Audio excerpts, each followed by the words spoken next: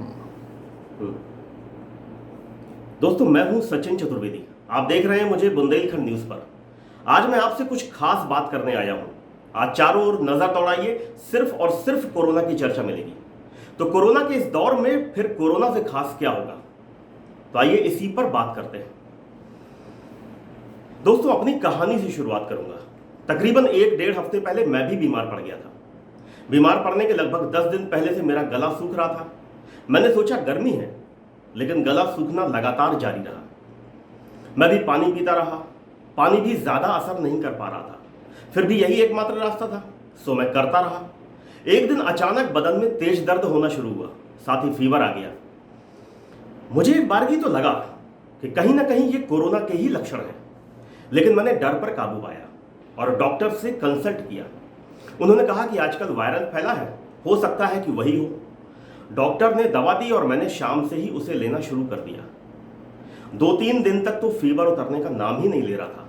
मैंने डॉक्टर की सलाह पर पैरासीटामोल की डोज बढ़ा दी। दोस्तों, युक्ति काम कर गई और फीवर कम होने लगा, लेकिन कमजोरी बेहद हो गई थी। यहां तक कि थोड़ी देर बैठता था तो लगने लगता था कि अब बहुत हुआ, अब लेट जाना चाहिए। कमजोरी इसलिए भी आ गई थी कि मैंने खाना कम कर दिया था। बमुश्किल थोड़ी सी खिचड़ी खा पाता था। मेरे पिताजी, पत्नी व बच्चे परेशान थे, कहीं ये कोरोना तो नहीं है।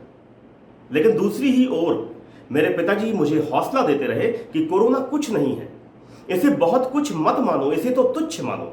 वो कहते रहे कि कोरोना को कुछ समझोगे ये तो ये तुम पर हावी हो जाएगा, पर इसे यदि तुच्छ मानोगे तो तुम इस पर हावी हो जाओगे। दोस्तों, सुनने में कुछ अटपटा सा लग सकता है। बहुत से लोग जो आधुनिक विज्ञान के अनुसार सोचते समझते हैं, उन्हें मेरी बात बेसिर पैर की लग सकती है। पर चूंकि मैं उस दौर से गुजरा हूं, तो लगता है कि वाकई पिताजी की नसीहत काम आ गई और मैं इस मुसीबत को हरा पाया। अब तो यह बात रहस्य ही रहेगी कि मुझे वाकई कोरोना हुआ था या नहीं, क्योंकि मैंने जांच नहीं कराई थी। लेकिन जांच करा लेता तो क्या हो जाता? क्या जांच कराने से कोरोना खत्म हो जाता? मेरी तरह आप भी जानते हैं कि जांच से तो केवल पता चलता है कि कोरोना है या नहीं, फिर उसके बाद क्या? अगर आप कोरोना पॉजिटिव हो गए तो सबसे पहले सोशल मीडिया में अपने परिचितों को इत्तला करते कि भाई मुझे कोरोना हो गया है, जो लोग मेरे संपर्क में आए हो वो भी जांच करा ले। और उसके बाद होम आइसोलेट हो जाते। घर वाले चिंतित हो जाते कि अब क्या होगा। कुछ लोग कमजोर दिल के हों तो वो मरीज के सामने ही रोने लग जाते हैं। लिहाजा अब मरीज कितना भी मजबूत दिल का क्यों ना हो, उसको भी गाहे बगाहे ये विश्वास हो चलता है कि खतरनाक बीमारी है। कितने सारे लोग दुनिया छोड़ते जा रहे हैं, कहीं अगला नंबर मेरा तो नहीं? ये सवाल दिमाग में कौंधते ही घर परिवार, रिश्ते नातेदार, दोस्त यारों से मोह बढ़ने लगता है और परिणाम स्वरूप डर हावी हो जाता है। डर इस बात का कि अगर मैं चला गया तो मेरे बाद मेरे परिवार का क्या होगा? घर का खर्चा पानी कैसे चलेगा? पत्नी बच्चों की देखभाल कौन करेगा? माँ बाप की दवा कहां से आएगी? तमाम उलझनों में उलझकर सोचते सोचते जितना मोह बढ़ता, उतना ही डर बढ़ता जाता। और आपको यह मालूम होना चाहिए कि डर ही एकमात्र चीज है जो हमारी इम्यूनिटी पर सीधा असर करती है। यानी डर ज्यादा तो इम्यूनिटी कम।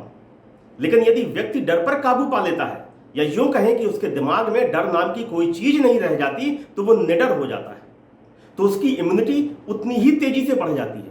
फिर तो कोई भी वायरस आपके ऊपर हमला करेगा तब भी आपको पता नहीं चलेगा और आप उस परेशानी से सकुशल बाहर आ जाएंगे।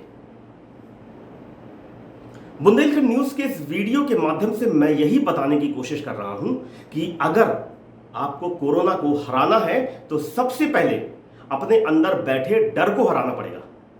अपने आप को यह विश्वास दिलाना होगा कि कोरोना सिर्फ एक छोटा सा वायरस है और यह आपका कुछ नहीं बिगाड़ सकता।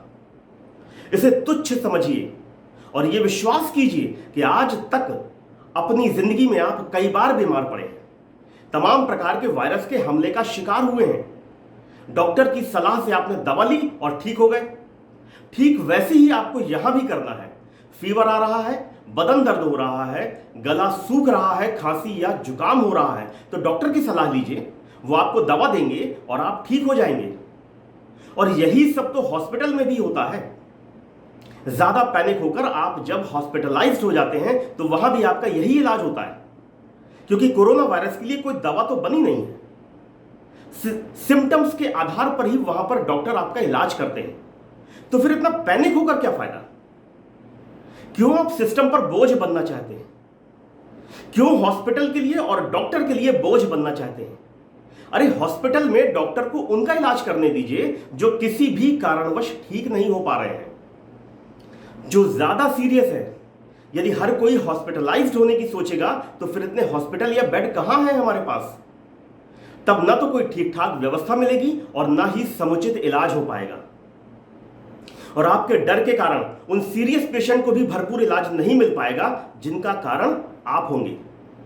सोचिए, अपने डर के कारण यदि हॉस्पिटलाइज्ड होकर आप वहां एक कमरे में आइसोलेट कर दिए जाते हैं तो वहां की तन्हाई में फिर आपको कुछ भी अच्छा नहीं लगेगा।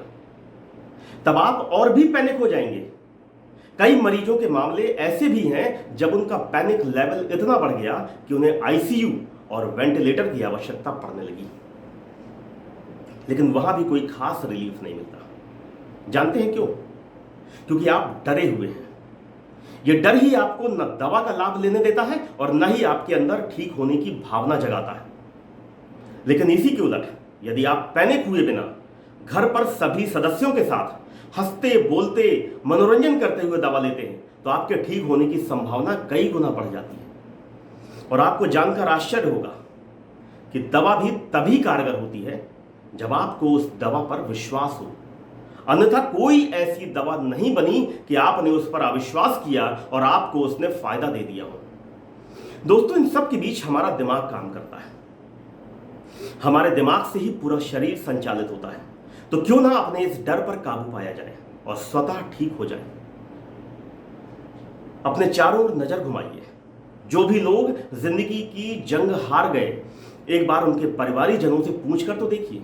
वो बताएंगे कि साधारण फीवर था, या हार्ट अटैक आया, या फिर कोई ऐसी बीमारी थी जो कोरोना से पहले भी लोगों को होती रही है और लोग ठीक होते रहे हैं। एक बार स्वतः विश्लेषण करके देखिए कि आखिर ये लोग क्यों हार गए। जब इसकी तह में जाएंगे तो पता चलेगा कि इन लोगों में कहीं ना कहीं परिवार से बिछड़ने का, कोरोना से हारने का डर बैठ गया था। वो लोग कोरोना को बहुत कुछ मान बैठे थे। दोस्तों, ये स्वतः विश्लेषण का विषय है।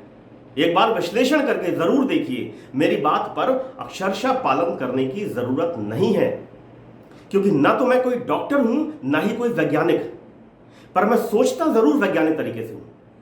किसी के कहने से नहीं, पर एक बार परिस्थितियों का स्वतः विश्लेषण करके जब आप स्वयं अपने मन की बात सुनेंगे तो काफी हद तक आप भी उसी नतीजे पर पहुंचेंगे जहां मैं आपको ले जाना चाहता हूं।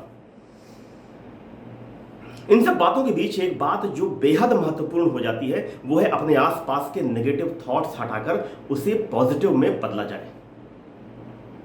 नेगेटिव खबरों व सूचनाओं से दूरी बनाइए, क्योंकि आपको और भी पैनिक करेंगी। ये बात ठीक है कि कोरोना के आंकड़े विचलित करने वाले हैं, लेकिन इन्हें जानकर आप करेंगे क्या? क्या आप ये सिस्टम बदलने की क्षमता रखते हैं? क्या बदल पा रहे हैं? तो जरूर ऐसी खबरों व सूचनाओं को देखिए या सुनिए। लेकिन यदि ऐसा नहीं है तो प्लीज ऐसी नेगेटिव खबरों और सूचनाओं से दूरी बनाकर देखिए। टीवी पर अन्य इंटरटेनमेंट वाले चैनल देखिए। परिवार के साथ हंसी खुशी वाला वातावरण बनाइए। एक बार करके तो देखिए, आप पाएंगे कि आपका स्वास्थ्य ज्यादा तेजी से सुधर रहा है। मेरी ये कोशिश आपको जिंदा रखने की है, क्योंकि मैं महसूस कर सकता हूं कि जब परिवार का महत्वपूर्ण सदस्य नहीं रहता तो वो परिवार बिखर जाता है। और मैं चाहता हूं कि आपका परिवार यूं ही खुशहाल बना रहे। आप अपने परिवार के लिए महत्वपूर्ण हैं, इसलिए आपका कर्तव्य है कि आप अपने परिवार को बिखरने न दें। पर इसके लिए आपको निडर बनना होगा। कोरोना से खौफ नहीं बल्कि बेखौफ होकर कोरोना का मुकाबला करना होगा। खुद को यह विश्वास दिलाना होगा कि कोरोना आपके आगे कुछ नहीं, सिर्फ तुच्छ है। दोस्तों, ज्यादा लंबी बात नहीं करूंगा, लेकिन इतना कहूंगा, आप जिस चीज से डर रहे हैं ना, उसी डर के आगे जीत है। यह सिर्फ डायलॉग नहीं है, यह आपको अपने डर पर काबू पाने का मंत्र है। डर के आगे जीत है, इसे सिर्फ महसूस कीजिए, आप वाकई जीत जाएंगे। हमारी ये कोशिश अच्छी लगी हो तो इसे ज्यादा से ज्यादा शेयर जरूर कीजिएगा, ताकि ये आवाज उन लोगों तक पहुंच सके जो वाकई डरे हुए हैं, हो सकता है इससे उन्हें एक प्रेरणा मिल जाए और उनका परिवार बिखरने से बच जाए। धन्यवाद।